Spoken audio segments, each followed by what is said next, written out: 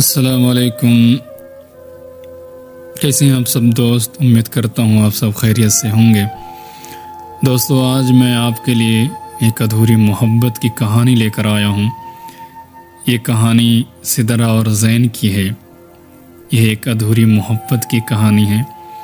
आगे आप सुनेंगे कि सिदरा और ज़ैन कैसे मिले और एक दूसरे से कैसे अलग होना पड़ा उन्हें।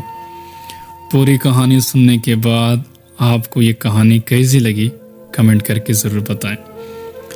सिदरा लखनऊ से पढ़ने के लिए दिल्ली कॉलेज आई और ज़ैन भी इलाहाबाद से उसी कॉलेज में पढ़ने आया था।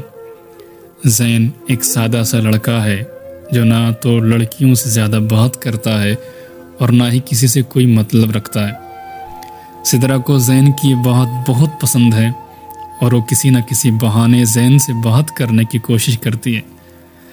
सिदरा बहुत प्यारी लगती है और कुछ ही दिनों में ज़ैन और सिदरा दोस्त बन गए। ज़ैन आहिस्ता आहिस्ता सिदरा को पसंद करने लगता है। दोनों सारा दिन कॉलेज में बातें करते, अपनी पसंद और नापसंद शेयर करते रहते हैं और कुछ अरसे बाद वो बहुत अच्छे दोस्त भी बन जाते हैं। ज़ैन की ज़िंदगी में इससे पहले कोई लड़की नहीं आई थी, जबकि सिदरा के पहले भी दोस्त थे और वो सबसे बात भी करती थी। ज़ैन को ये बात पसंद नहीं आती। एक दिन बात करते हुए ज़ैन ने सिदरा को अपने जज्बात बताए। सिदरा उससे एक दिन का मौका मांगती है, एक दिन का वक्त मांगती है और कहती है कि मैं तुम्हें कल जवाब दूंगी। सिदरा सोचती है कि ज़ैन जब कॉलेज आया था तो वो सिर्फ पढ़ाई पर ध्यान देता था, लेकिन अब उसका सारा ध्यान मुझ पर है। अगर मैं उसकी गर्लफ्रेंड बन गई तो वो अपनी पढ़ाई भूल जाएगा और सारा ध्यान मुझ पर देगा। ये सारे ख्यालात सिदरा के जहन में चल रहे हैं और अगले दिन सिदरा ने ज़ैन को मना कर दिया और कहा कि मैं सिर्फ तुम्हें अपना दोस्त समझती हूँ, इससे ज़्यादा कुछ भी नहीं। मैं यहाँ पढ़ने आई हूँ और कुछ और नहीं करने आई। अगर तुम चाहो तो मेरे दोस्त बनकर रह सकती हो। ज़ैन ने दोस्ती से इनकार कर दिया और सिदरा को बहुत समझाया, लेकिन सिदरा कुछ नहीं सुनी। ज़ैन को यह बात बहुत बुरी लगी और वो सिदरा से बात करना छोड़ देता है और कुछ दिन कॉलेज भी नहीं आता। अब ज़ैन सिदरा को भूलकर वो अपनी पढ़ाई पर पूरी तवज्जो देता है, पूरा ध्यान देता है और ना किसी से ज़्यादा बात करता है और ना ही किसी से कोई वास्ता। जल्द ही कॉलेज के दिन गुजर जाते हैं और हर कोई अलग थलग हो जाता है, अपने अपने जगह चले जाते हैं। ज़ैन कॉलेज में टॉप कर जाता है और पहली नौकरी हासिल कर लेता है। 2-3 साल गुजर गए, न ज़ैन सिदरा के बारे में जानता है और ना ही सिदरा को ज़ैन के बारे में कुछ मालूम। ज़ैन अपनी कंपनी छोड़कर एक नई कंपनी ज्वाइन करता है जिसमें उसकी पोस्ट पहले से बहुत बेहतर है और उसकी तनख्वाह दुगनी है। ज़ैन जब पहले दिन ऑफिस जाता है तो उसे मालूम होता है कि सिदरा उसी ऑफिस में उसकी जूनियर है। वो उसकी तरफ कोई तवज्जो नहीं देता और अपने काम में मसरूफ़ रहता है। ये कुछ दिनों तक चलता है, लेकिन वो दोनों एक दूसरे को पहले से जानते थे और एक दिन दोनों को एक प्रोजेक्ट के लिए साथ बाहर जाना होता है।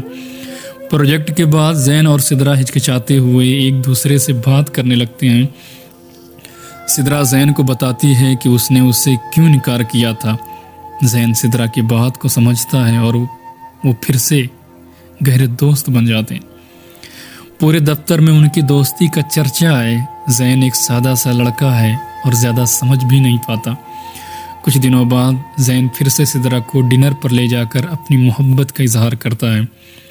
इस बार सिदरा ज़ैन को इनकार नहीं करना चाहती, लेकिन उसके पास कोई चारा नहीं क्योंकि वो चंद दिनों में शादी करने वाली हैं।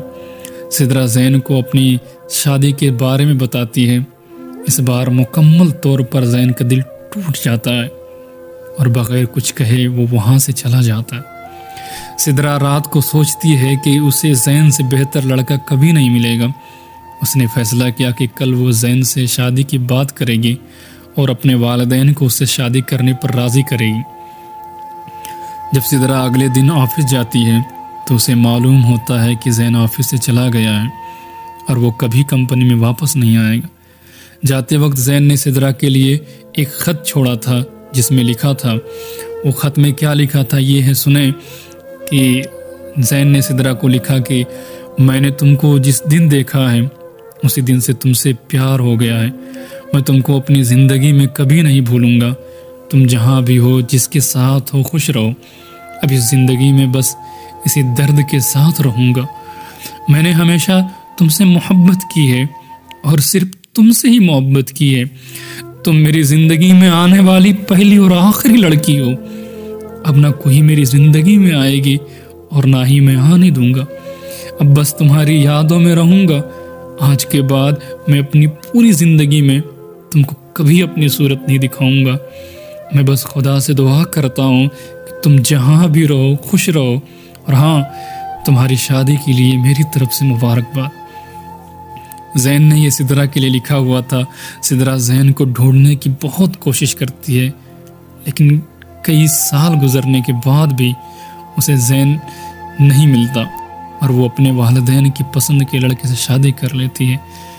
इस तरह दोनों एक दूसरे से हमेशा के लिए जुदा हो जाते हैं और अपनी ज़िंदगी दर्द के साथ गुजारते हैं।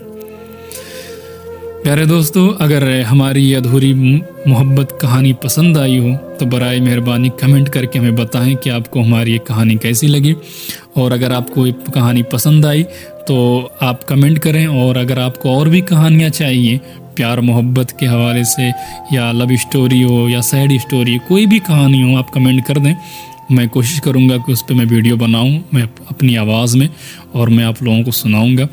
अगर आपको कोई कहानी अपनी शेयर करनी है या किसी दोस्त की या किसी की भी, तो आप मुझे इंस्टाग्राम पर फॉलो कर सकती हैं। इंस्टाग्राम पे मुझे मैसेज करके DM करके आप अपनी कहानी मुझसे शेयर कर सकते हैं। मैं अपने चैनल पे अपलोड करूँगा और आपकी कहानी रहेगी, हमारी आवाज़ रहेगी। ये मैंने इस चैनल पे अब शायरी भी आएंगी और ये कहानियाँ भी आएंगी, तो उम्मीद करता हूँ कि आप लोगों को पसंद आएंगी। और अगर इसी तरह से अगर आप मेरा साथ देंगे तो मैं इसी तरह से वीडियो अपलोड करता रहूँगा। चलें, मैं यहीं पे अपनी बात को ख़त्म करता हूँ। तब तक के लिए अपना और अपनों का बहुत ज़्यादा सा ख्याल रखें। अल्लाह हाफिज़।